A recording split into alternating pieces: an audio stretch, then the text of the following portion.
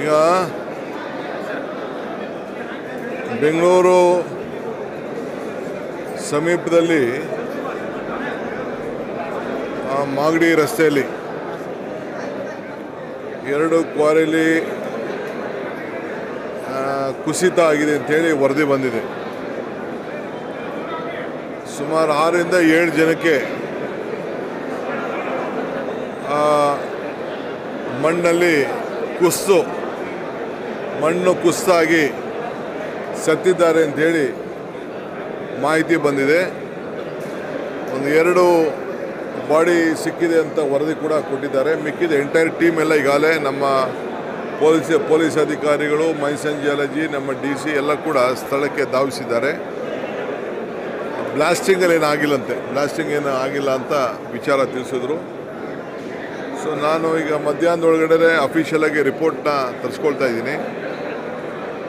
ಆಮೇಲೆ ಅದು ಏನು ಮಾಡಬೇಕು, ಏನು ಸೂಕ್ತ ಕ್ರಮ ಕೈಗೊಳ್ಳಬೇಕು, ಜಾಗೃತಿ ಕ್ರಮ ಕೈಗೊಳ್ಳಬೇಕು, ಆ ಕ್ವಾರಿ ಲೀಗಲ್ಲ ಇಲ್ಲೀಗಲ್ಲ ಅನ್ನೋದು ಕೂಡ ಅಫಿಷಿಯಲ್ ಆಗಿ ವರದಿನ ನಾನು ತರಿಸ್ಕೊಳ್ತೀನಿ. ಆಮೇಲೆ ಅದಕ್ಕೆ ಯಾವ ರೀತಿ ಕ್ರಮ ಕೈಗೊಳಿಸ್ಬೇಕು ಅಂತೇಳಿ ತೀರ್ಮಾನವನ್ನು ಮಾಡ್ತೀನಿ. ಯಾಕೆಂದರೆ ಯಾವುದೇ ಕ್ವಾರಿಗಳು ನಡೆಸ್ಬೇಕಾದ್ರೆ ಅವ್ರದ್ದೇ ಆದಂಥ ಒಂದು ನಿರ್ದಿಷ್ಟವಾದಂಥ ನಿಯಮ ಇರ್ತದೆ. ಆ ನಿಯಮ ಎಲ್ಲರೂ ಕೂಡ ಪಾಲನೆ ಮಾಡ್ತಾ ಇದ್ದಾರಾ ಇಲ್ಲ ಅನ್ನೋದು ಕೂಡ ನಾನು ಗಮನಿಸ್ತೇನೆ. ಸ್ಥಳೀಯ ಶಾಸಕರು ಆರೋಪಿಸುವ ಪ್ರಕಾರ ಸರ್, ಹಿಂದೆ ಚಿರತೆ ಇದೇ ಥರ ಬ್ಲಾಸ್ಟ್ ಆಗಿ ಚಿರತೆ ಸತ್ತೋಗಿತ್ತು. ಹಾಗೂ ಅರಣ್ಯಾಧಿಕಾರಿಗಳು ತನಿಖೆಗೆ ಆದೇಶ ಮಾಡಿ ಇದು ಸೀರಿಯಸ್ ಆಗಿ ಆಗಲಿಲ್ಲ, ಮುಚ್ಚಾಕೋ ಪ್ರಯತ್ನ ಆಗ್ತಾ ಇದೆ. ನಮ್ಮ MLA ಕೂಡ ತಿಳಿಸಿದ್ದಾರೆ, ನನಗೆ MLA ಕೂಡ ತಿಳಿಸಿದ್ದಾರೆ. ನಾನು ಅಫಿಷಿಯಲ್ ಆಗಿ ನಾನು ರಿಪೋರ್ಟ್ ತರಿಸ್ಕೊಂಡೇ ನಾನು ಮಾತಾಡ್ತೀನಿ.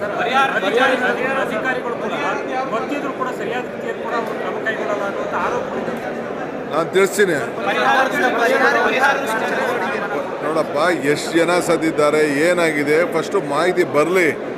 ಪರಿಹಾರ ಬಂದ ತಕ್ಷಣ ಯಾರು ಸತ್ತಿರೋ ತಕ್ಷಣ ಬಂದ್ಬಿಡಲ್ಲ. ಪರಿಹಾರ ಅದಕ್ಕೆಲ್ಲ ಪ್ರೊಸೀಜರ್ ಇದೆ. ಖಂಡಿತ ಯಾರಿಗೇನು ಪರಿಹಾರ ಕೊಡಬೇಕು ಕೊಡೋಣ. ಬಟ್ ಇಂಥ ಘಟನೆಗಳು ಆಗಬಾರ್ದಲ್ಲ, ಅದು ಭಾಳ ಮುಖ್ಯ ನನಗೆ. ಪರಿಹಾರಕ್ಕಿಂತ ಇಂಥ ಘಟನೆಗಳು ಮುಂದಕ್ಕೆ ಯಾವುದೂ ಆಗಬಾರ್ದು. ಇದು ಭಾಳ ನಾವು ಜಾಗೃತರಾಗಿ ಕೆಲಸ ಮಾಡಬೇಕು.